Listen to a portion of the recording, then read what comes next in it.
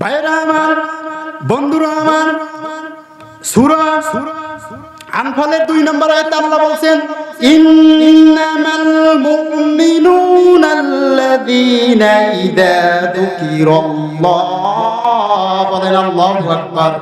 আল্লাহ সুবহানাহু ওয়া তাআলা বলছেন, মুমিন হলো তারা যারা কোরআনের ডাক শোনার পরে ময়দানে চলে আসে, তাদের হৃদয়ের ভিতরে আল্লাহর ভয় প্রকম্পিত হয়।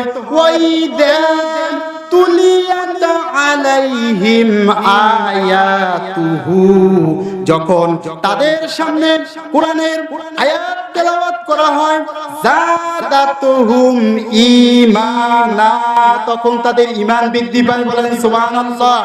এরপরে রব্বুল আলামিন বলছেন, ওয়া আলা রাব্বিহিম ইয়াতাওয়াক্কালুন, ওই লোকগুলা একমাত্র আল্লাহর উপরে ভরসা করে। জোরে বলেন সুবহানাল্লাহ।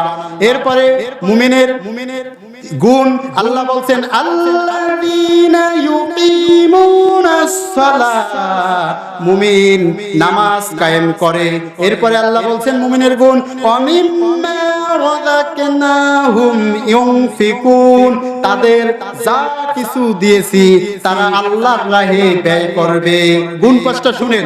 কোন নারী কোন পুরুষের ভিতর যদি থাকে আল্লাহর কথা, আসমানের আল্লাহর কথা, আল্লাহ বলছে আমি তাকে জান্নাত দেব।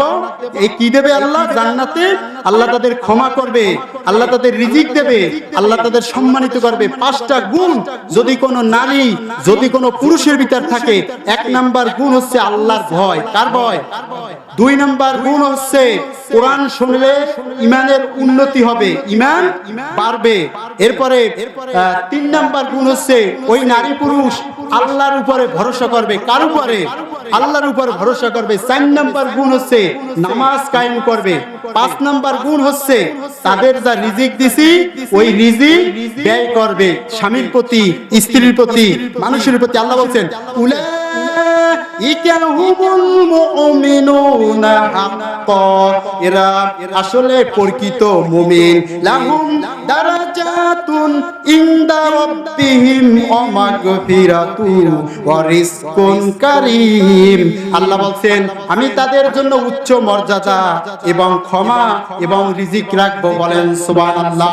ভাইরা আমার, আল্লাহ সুবহানাহু ওয়া তাআলার হাবিব বিশ্বনবী সাল্লাল্লাহু আলাইহি ওয়াসাল্লাম বলছেন, দুনিয়া হচ্ছে কোরআন হাদিসের জায়গা, হচ্ছে বেহেশতের বাগান। বলেন সুবহানাল্লাহ। এই বেহেশতের যারা ফল খাবে তারা জান্নাতেরও ফল খেতে পারবে।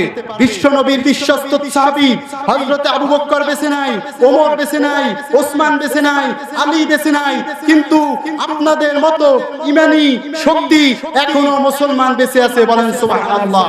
আমরা অবশ্যই নামাজ পড়ব, আমরা অবশ্যই রোজা রাখবো, আমরা অবশ্যই যাকাত দেব, আমরা বড়কে সম্মান করব, ছোটকে শ্রেণী করব। আল্লাহর রাসূল বলেন, আনজিলুন নাসা মানাজিলাহুম, মানুষের পদমর্যাদা অনুযায়ী সম্মান প্রদর্শন করো, নামাজ পড়ো। কবির ভাষায় বলে গেলাম, ডিমগুলি সব সাদা কালো, পার্থক্য নাই মোটে, লাল কালো বাচ্চাগুলি কেমন কইরা ফোটে। ডিমের ভিতরে হলুদ কুসুম, ডাবের ভিতরে পানি, ডালিমের ভিতরে খোদার মেহের বাণী। জাহাজ চলে সাগর জলে, জয় করে সব বয়, জামাত করে নামাজ পড়লে সব বেশি হয়। আল্লাহ বলেন, অরকাউ মা রাকিন, তোমরা রুকুকারী গণের সাথে রুকু করো। বলেন সুবহানাল্লাহ। আল্লাহর নবী বলেন, যারা জামাতে নামাজ পড়বে একাকী নামাজের চেয়ে 27 গুণ সব বেশি পাবে। আমরা জান্নাতে যেতে চাই না? অবশ্যই যেতে চাই। কবির ভাষায় বলে গেলাম, এই ফুল, এই ফল, এই নদী জল, সবুজের পাতা ভরা বাগানের ফল, আরশের নীলিময় তারাদের দল, চাঁদ আর সূর্যের আলো ঝলমল, বেহেশতবাসীদের আবে জমজম, সবকিছু আল্লাহর দান অনুপম। চিৎকার মেরে বলেন সুবহানাল্লাহ। আল্লাহ বলেন, জান্নাতুন তাজরি মিন তাহতিহাল আনহার, জান্নাতের পাদদেশে সবকিছু থাকবে, কোনো কিছুর অভাব থাকবে না। ভাইরা আমার, বন্ধুরা আমার, আল্লাহ সুবহানাহু ওয়া তাআলা বলছেন, হে ঈমানদারগণ, আল্লাহকে ভয় করো, ভয় করার মতো ভয় করো এবং মুসলমান না হয়ে মৃত্যুবরণ করো না। ওয়াকাদা রাব্বুকা আল্লা তা'বুদু ইল্লা ইয়্যাহু ওয়া বিল ওয়ালিদাইনি ইহসানা।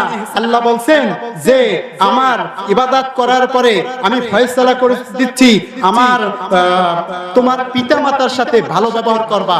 মা যেন খাঁটি সোনা, মা যেন মোর খাঁটি সোনা, নীল আকাশের চাঁদ। মাগো তোমায় না দেখিলে মিটে না গো সাদ, ও মা মিটে না গো সাদ। একটা হাদিস থেকে ঘটনা শুনাই। এক লোক, তিনজন ব্যক্তি, একটা খেয়াল করে শুনবেন, তিনজনে তিনটা কাজ করার বিনিময় পাহাড়ের গর্তের পাথর সরে গেছে। তিনজন ব্যক্তি পাহাড় দিয়ে যাচ্ছে। কোথায় দিয়ে যাচ্ছে বাবারা বলেন তো? আলহামদুলিল্লাহ, পাহাড় দিয়ে যেতে যেতে প্রতিমধ্যে গর্জন শুরু হলো, বৃষ্টি শুরু হলো। তখন পাহাড়ের গর্তের ভিতর তিনজন ব্যক্তি ঢুকে গেল। ঢোকার পরে প্রথম ব্যক্তি দেখতেছে কিছুক্ষণ বাদে গর্তের দরজার মুখ, আপনারা কি বলেন, আটকে গেছে, পাথর মুখের কাছে আসছে।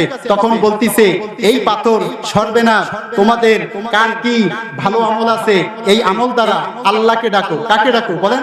আমি বেশি সময় কথা বলবো না, এই হাদিসটা মন দিয়ে শোনেন। এই হাদিসটা শুনলেই জান্নাতে যাইতে পারবেন।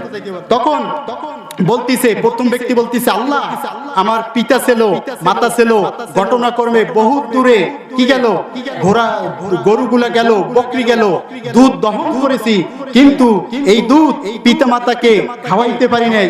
এজন্য আমি আমার ছেলে মেয়ে পায়ের দ্বারে কান্না কাটি করেছেন, কিন্তু আমি খাইতে দিই নাই। আল্লাহ আপনি যদি বোঝেন এই দুধ আমি পিতামাতারে খেতে দিতে পারি নাই, এজন্য আমার ছেলে মেয়ের দিই নাই, আমি পিতামাতারে ভালোবাসি, আল্লাহ পাথরটা একটু সরিয়ে দেন। সাথে সাথে পাথরটা সরে গেল। বলেন আলহামদুলিল্লাহ, একটু ফাঁকা হলো। এবার দ্বিতীয় ব্যক্তি বলতিছে যে, আর দুইজনকে বলতিছে, তোমাদের কার কি আমল আছে, এই আমল দ্বারা আল্লাহকে ডাকো। বলেন আলহামদুলিল্লাহ। দ্বিতীয় ব্যক্তি এবার বলতিছে, শোনো তোমার পালা, তুমি এবার ডাকো। দ্বিতীয় ব্যক্তি বলতিছে, আল্লাহ আমার একটি চাচাতো বোন ছিল, তার ইজ্জত নষ্ট করতে চেয়েছিলাম, সে বলছে ইত্তাকুল্লাহ, আল্লাহকে ভয় করো, আল্লাহর বান্দা তুমি মোহর আনো। যখন আমি মোহর আনলাম, মোহর বোঝেন, যারা বিয়ে করছেন তারা অবশ্যই বোঝেন, মা বোন খেয়াল করে শোনেন। এই মোহর আনলাম, মোহর আনার পরে তখন বলতেছি ইত্তাকুল্লাহ, আল্লাহকে ভয় করো, তোমার ভয়তে আমি আমার চাচাতো বোনের কোনো ক্ষতি করিনি। আল্লাহ তুমি যদি বোঝো তোমার ভয়তে আমি এই কাজটা করেছি, ভালো কাজ, পাথরটা একটু সরিয়ে দাও। সাথে সাথে পাথর সরে গেল। এরপরে তৃতীয় ব্যক্তি বলতেছে, এবার দুইজন বলতেছে তোমার পালা। এবার তৃতীয় ব্যক্তি বলতেছে, হাদিসের কথা, গল্প কাহিনী নয়। তৃতীয় ব্যক্তি বলতেছে, আল্লাহ আমি কিছু সময় একটা লোক কাজে লইছিলাম, কিন্তু ওই লোকটা কিছু সময় কাজ করে কি চলে গেছে। ঘটনাক্রমে আমি বললাম যে শোনো তুমি টাকা নাও, বলছে না আমি টাকা নেব না। কিছু দিন পরে এসে বলছে ইত্তাকুল্লাহ, আল্লাহর বান্দা আল্লাহকে ভয় করো, কিছু টাকা দাও। তখন আমি কিছু বললাম যে ওই তোমার টাকা দিয়া ওই যে ভেড়াগুলো দেখতেছো, ওই ভেড়াগুলো তোমার, তুমি নিয়ে চলে যাও। বলতেছি ইত্তাকুল্লাহ, আল্লাহর বান্দা আল্লাহকে ভয় করো, তুমি তুমি কি করো, তুমি আমার টাকা দাও। বলছে না ওই ভেড়াগুলো, ওই রাখালগুলো সব তোমার। ওই লোকটা খুশিতে নিয়ে গেল, সাথে সাথে পাথর সরে গেল, তিনজন লোক বেরিয়ে গেল। এরকম ছোট ছোট কাজের বিনিময়ে আল্লাহ যদি জান্নাত না দেয়, আমরা যা আমল করি তা দিয়ে জান্নাতে যেতে পারবো না।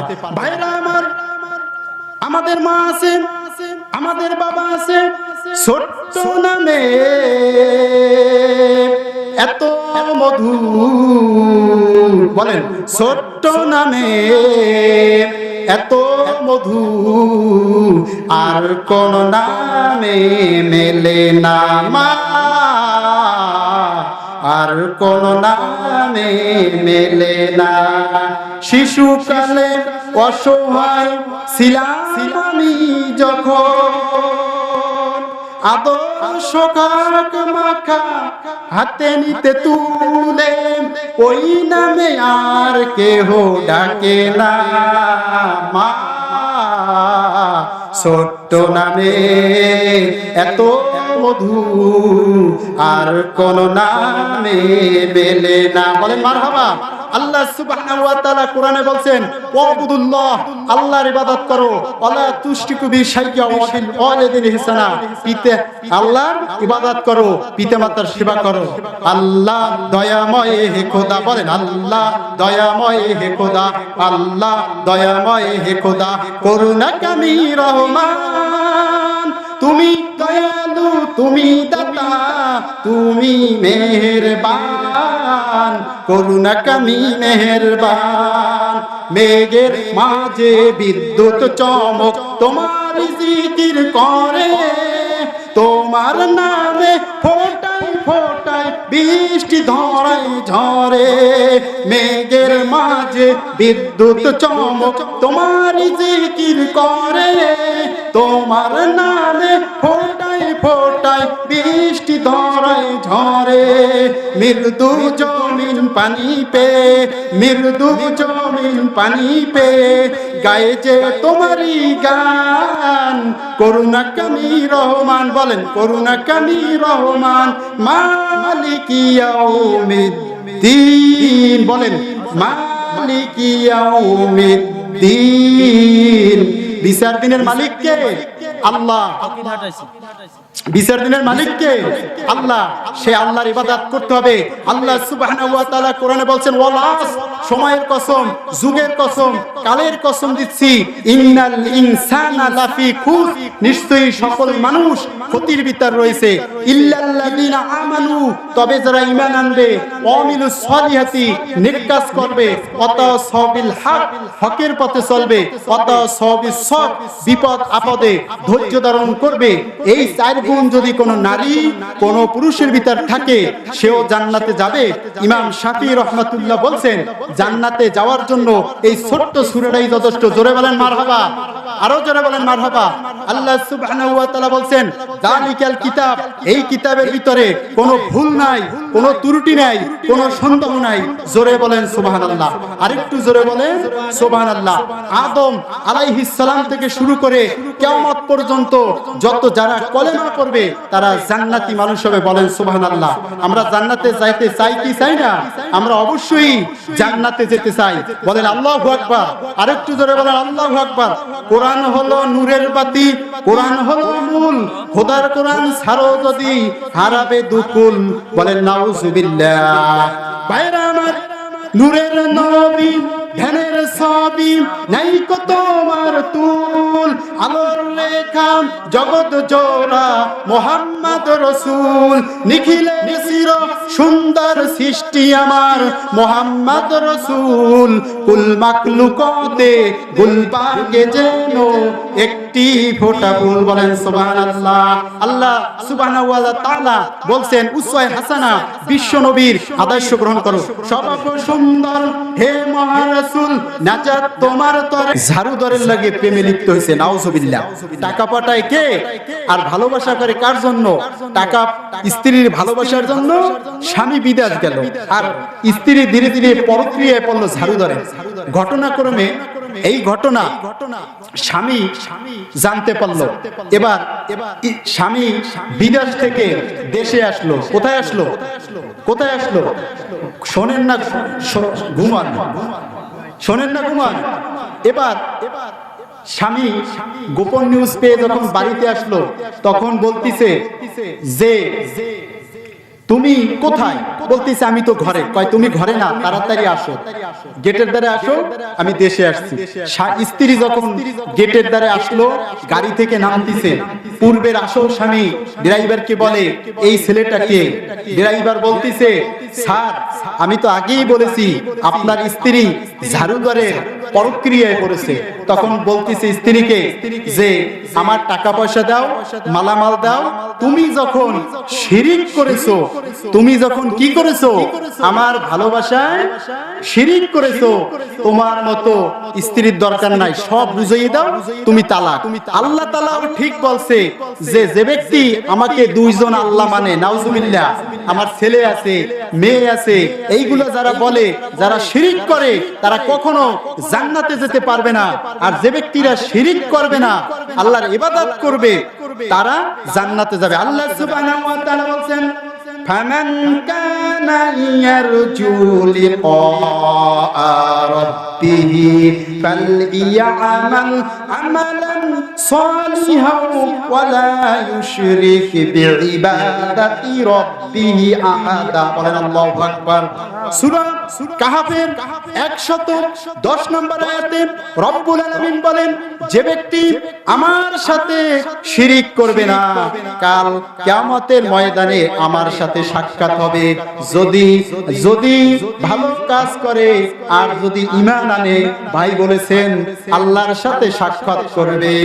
ঠিক তেমনি ওই ঝাড়ুদার যেরকম পরক্রিয়ায় পরে তালাক হয়ে গেছে, ঠিক তেমনি আলো দেশে আল্লাহ, বাতাস দেশে আল্লাহ, আসমান দেশে আল্লাহ, জমিন দেশে আল্লাহ, চোখ দেশে আল্লাহ, মুখ দেশে আল্লাহ, হাত দেশে আল্লাহ, পা দেশে আল্লাহ। আল্লাহর প্রেমে না পড়ে যে নারী যে পুরুষ নামাজ পড়বে না, শয়তানের প্রেমে পড়বে, তওবা না করে ফিরে আসবে, ঠিক তেমনি ওই ব্যক্তি জান্নাত পাবে না, পাবে না, পাবে না। জোরে বলেন নাউজুবিল্লাহ।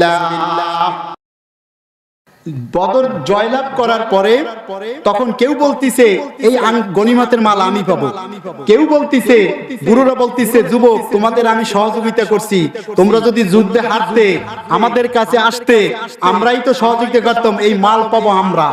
কেউ বলতিছে আমরা গরিব, এই মাল পাবো আমি। এখন রসুল এর কাছে এই সমাধান গেল। এই প্রেক্ষিতে এই আয়াত নাজিল হয়েছে। মনে রাখবেন তাফসীর করার 5টি বৈশিষ্ট্য। 1 নম্বরে শানি নুজুল, 2 নম্বরে তেলাওয়াত, 3 নম্বরে অর্থ, 4 নম্বরে ব্যাখ্যা, 5 নম্বরে শিক্ষা। আমি যদি রুকু তেলাওয়াত করি বহুত সময় লাগবে, একসাথে তেলাওয়াত করব, একই সাথে অর্থ বলবো, পাশাপাশি ব্যাখ্যা এবং শিক্ষাও বলবো। এবার আসেন আয়াতের প্রথম আয়াতের তাফসীর শুনেন, সকলে বলেন ইনশাআল্লাহ। আল্লাহ সুবহানাহু মাবুন কান পেতে শোনেন, শুধু কার কয়জন ছেলে আছে মেয়ে আছে, কার স্বামী ভালো কার স্বামী মন্দ, এই গল্প দেবেন না, খেয়াল করে শুনবেন। আবার শুধু বাদাম খাবেন না, খেয়াল করে কিন্তু কথাগুলো শুনবেন। ভাইরা আমার কান পেতে শুনেন। আল্লাহ সুবহানাহু ওয়া তাআলা সূরা আনফালের প্রথম আয়াতে বলছেন ইয়াসআলুনাকা আনিল আনফাল। বলেন আল্লাহু আকবার। আল্লাহ তাআলা বলেন হে রাসূল, হে নবী, আপনাকে আনফাল সম্পর্কে জিজ্ঞাসা করবে। উলিল আনফালু লিল্লাহি ওয়ার রাসূল। হে নবী, হে রাসূল বলেন আনফাল হচ্ছে আল্লাহ এবং আল্লাহর রাসূলের জন্য। এরপরে আল্লাহ বলছেন ফাত্তাকুল্লাহ। বলেন আল্লাহু আকবার। আল্লাহকে ভয় করো। কাকে ভয়? মা বোন চুপি চুপি বলেন কাকে ভয় করবেন? আল্লাহকে। আসতিছে সামনে ব্যাখ্যা। এরপরে রব্বুল আলামিন বলছেন ওয়া আসলিহু যাতা বাইনিকুম, নিজেদের মাঝে সৎভাব স্থাপন করো, ঝগড়াঝাটি করো না, অনর্থক কথা বলো না। এরপরে আল্লাহ বলছেন ওয়া আতিউল্লাহ,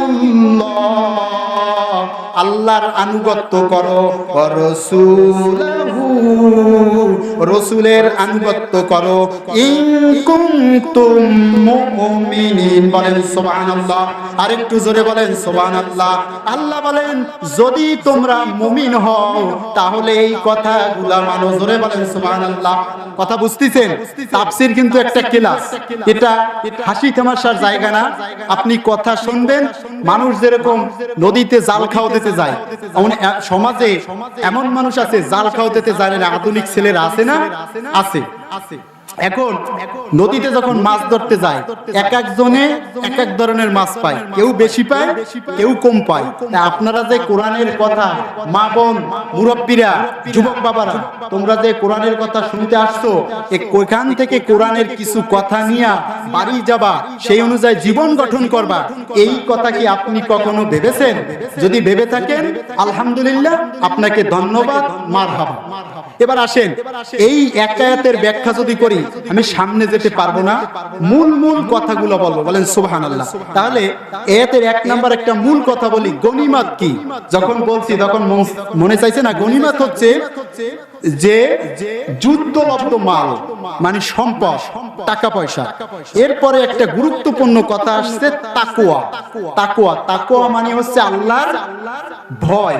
তাকওয়া মানে কি? আল্লাহর ভয়, সতর্ক হওয়া, বেঁচে থাকা অন্যায় থেকে। আমার রব্বুল আলামিন পবিত্র কুরআনুল কারীমের ভিতর বলছেন, ইন্না আকরামাকুম ইনদাল্লাহি আতকাকুম। বলেন সুবহানাল্লাহ। আমার মালিক রব্বুল আলামিন আজ থেকে ১৫০০ বছর আগে বলেন, ওই ব্যক্তি আমার কাছে বড় সম্মানিত, বড়লোক, গরিব, টাকা পয়সা আছে, এরা আল্লাহর কাছে সম্মানিত হবে না যদি তার দিলের ভিতরে আল্লাহর ভয় থাকে। তাহলে ওই ব্যক্তি যদি বড়লোক হয়, গরিব হয়, ধনী হয়, ওই ব্যক্তি আল্লাহর কাছে সম্মানিত হবে। বলেন সুবহানাল্লাহ। মূল কি? তাকওয়া। সূরা আর রহমানের ভিতরে আল্লাহ বলছেন, যে ব্যক্তি আমাকে ভয় করে চলবে, আমি তাকে 2টা জান্নাত দিয়া সহযোগিতা করব। কথা কি বোঝা যায় না খারাপ লাগতেছে? ভাইরা আমার, এই আল্লাহ কোরআনে বলছেন, যে ব্যক্তি আমাকে ভয় করে চলবে,